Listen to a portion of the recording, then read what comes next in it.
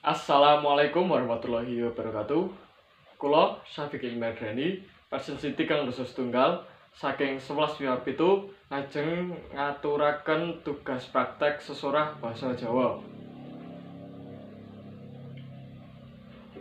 Bismillahirrahmanirrahim. Assalamualaikum warahmatullahi wabarakatuh. Nuwun para Bapak Ibu ingkang luhur budi, lajeng Bapak Rudi lan Bapak Serno kalian keluarga ingkang kinurmatan.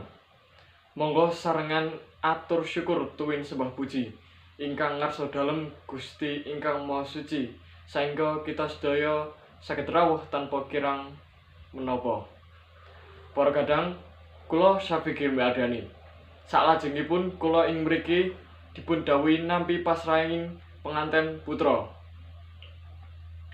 Panten kakung Mahesa Putra Adi, putranipun Bapak Rudi, angsal penganten putri Asri Muno Nastiti, putrinipun Bapak Sarno.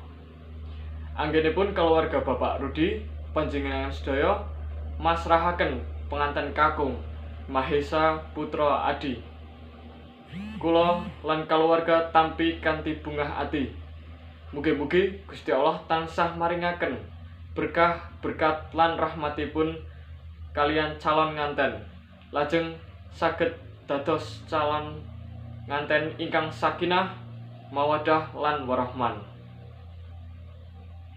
Cekap semanten anggenipun kula paring atur.